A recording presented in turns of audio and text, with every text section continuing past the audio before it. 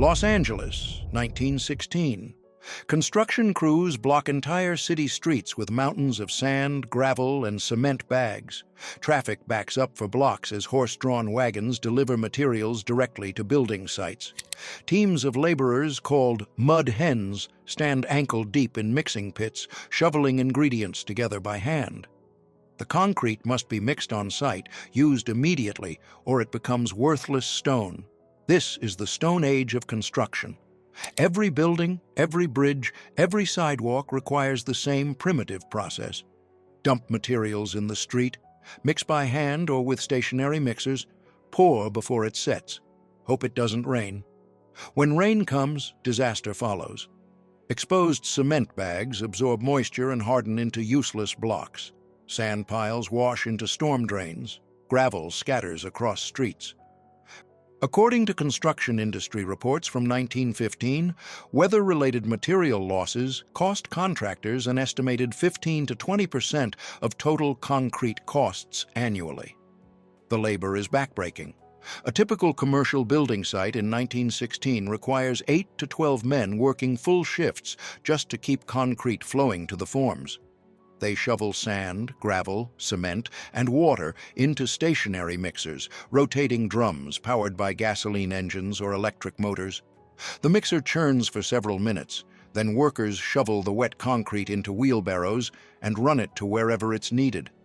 Timing is everything and completely unforgiving. Mix too early, and the concrete begins setting before you can place it. Mix too late, and construction crews stand idle, burning wages while waiting for material. The window between mixing and placement is roughly 90 minutes, according to engineering manuals from the American Concrete Institute, published in 1914. For large pours, the logistics become nightmarish. The foundation for a single downtown office building might require 200 cubic yards of concrete placed continuously to avoid cold joints. Weak spots where old concrete meets new.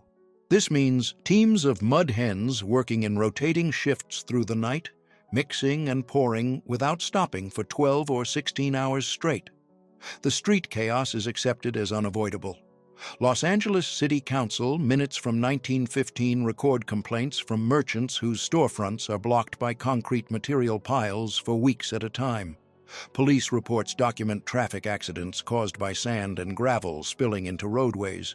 But nobody has a solution. Concrete must be mixed where it's used. That's simply the nature of the material. Stephen Stepanian watches this chaos from his quarry in the hills outside Los Angeles. Born in Armenia in 1876, Stepanian immigrated to California in the early 1900s. By 1916, he owns a successful sand and gravel operation supplying construction sites across the city. Every day, his trucks deliver materials to job sites where they're dumped in the street and mixed by hand. He sees the waste, material ruined by weather, labor consumed by endless shoveling, streets blocked for weeks. And he sees something nobody else imagines. What if you could mix the concrete at the quarry and deliver it ready to pour? The idea seems obvious in retrospect. Mix concrete at a central location with proper equipment and quality control. Load it onto trucks. Deliver it to the job site, ready to use. Eliminate the street piles, the weather risk, the armies of mixing laborers. But there's a problem that makes the entire concept appear impossible. Concrete begins hardening the moment water touches cement. The chemical reaction is irreversible and time-dependent. Within 90 minutes, concrete transitions from pourable liquid to unmovable solid. Every engineer and contractor in 1916 knows this fundamental truth. You cannot transport concrete any significant distance because it will set before arrival. Stepanian's insight is revolutionary. What if the concrete never stopped moving? What if you could keep it mixed and agitated during transport, preventing the ingredients from separating and delaying the hardening process? Through late 1916, working in his quarry workshop, Stepanian designs what he calls a transit mixer. The concept centers on a large drum, approximately 6 feet in diameter and 8 feet long, mounted on a truck chassis. Inside the drum, helical blades are welded to the interior surface. As the drum rotates during transport, these blades continuously fold the concrete, keeping aggregates suspended and preventing premature hardening. The drum mounts at an angle on the truck bed, tilted approximately 15 degrees from horizontal. To discharge, the driver reverses the rotation direction, and the helical blades screw the concrete toward the front opening and down a chute. The entire system operates from a power takeoff connected to the truck's engine. Stepanian files for a patent in 1916, confident his design solves construction's most persistent bottleneck. The application describes in technical detail the rotating drum, internal mixing blades, truck mounting system, and discharge mechanism. He submits detailed drawings showing how the drum mounts to a modified truck chassis reinforced to handle the additional weight. In 1917, the United States Patent and Trademark Office rejects the application. The examiner's reasoning is blunt and dismissive. The design is mechanically impossible. The rejection letter, preserved in patent archives, cites specific technical objections. First, no truck chassis manufactured in 1917 can support the weight of a steel drum filled with concrete. A cubic yard of concrete weighs approximately 4,000 pounds.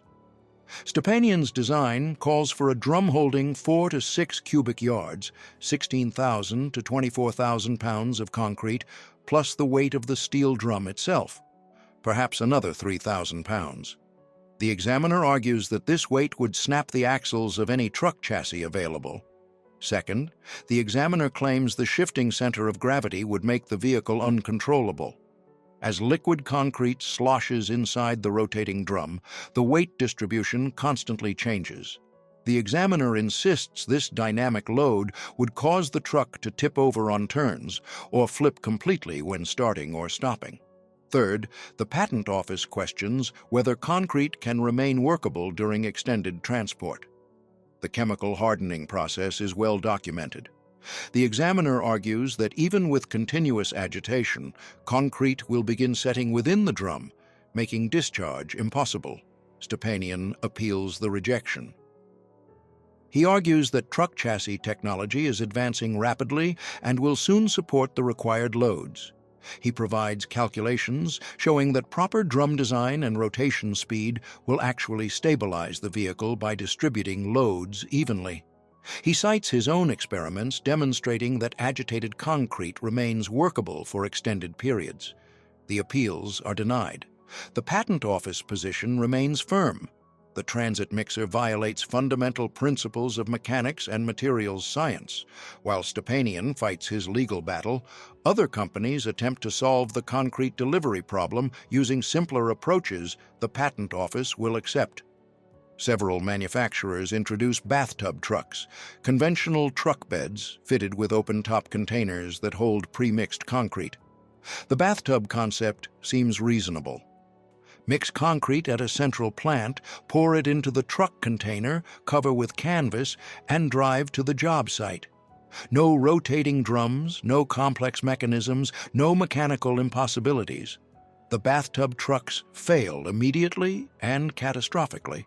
On rough roads, which describes virtually every road in 1917, the concrete sloshes violently, spilling over the sides. Contractors quickly learn to fill containers only halfway, which doubles the number of truck trips required and eliminates any economic advantage. Worse, the concrete separates during transport. Heavier aggregates, gravel and sand, sink to the bottom. Cement paste and water rise to the top. By the time the truck arrives at the job site, the material has separated into distinct layers of unusable components. Workers must remix everything on site, defeating the entire purpose of central mixing. Some companies try adding baffles inside the containers to reduce sloshing. This creates dead zones where concrete collects and hardens, permanently reducing container capacity with each trip. Other companies experiment with closed drums mounted horizontally, but without internal mixing blades. These simply produce rotating containers where concrete still separates and hardens against the walls. Every alternative to Stepanian's design fails for the exact reasons his rotating drum with internal blades would succeed. The bathtub failures inadvertently prove that continuous agitation is essential, precisely what Stepanian claimed, and the Patent Office rejected as impossible. The rejection might have ended the story. Stepanian could have abandoned his design and returned to operating his quarry, but he continues fighting, filing additional patent applications with refined designs and more detailed engineering documentation. Through the 1920s, as truck chassis technology advances and stronger axles become available, his core argument gains credibility. The construction industry, meanwhile, grows increasingly desperate for a delivery solution. The 1920s building boom creates unprecedented demand for concrete. Downtown Los Angeles, according to City Building Department records, issues permits for over 500 major commercial buildings between 1920 and 1929. Each project requires hundreds or thousands of cubic yards of concrete mixed on site in the streets. In 1933, after 17 years of appeals and refinements, the United States Patent Office finally grants Stepanian U.S. Patent number 1935922 for his apparatus for mixing and delivering concrete. The approval comes as truck manufacturing has caught up to Stepanian's vision. Chassis and axles can now handle the loads that seemed impossible in 1917. The timing proves perfect. The Great Depression has devastated the economy, but President Franklin Roosevelt's New Deal launches the largest infrastructure program in American history. The Public Works Administration, established in 1933, funds construction of dams, bridges, highways, schools, and hospitals across the country. These massive projects require concrete in quantities that make on-site mixing completely impractical. Hoover Dam, under construction from 1931 to 1936, consumes 3.25 million cubic yards of concrete, according to Bureau of Reclamation records. The Grand Coulee Dam, begun in 1933, requires even more. Traditional mixing methods cannot possibly supply material at the required rates. Stepanian's transit mixer solves the problem. Central mixing plants can operate continuously with quality control and efficiency impossible at scattered job sites.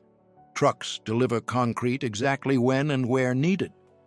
The rotating drums keep material workable for extended periods, allowing projects to source concrete from plants 10 or 20 miles away. The construction industry adopts the technology with remarkable speed.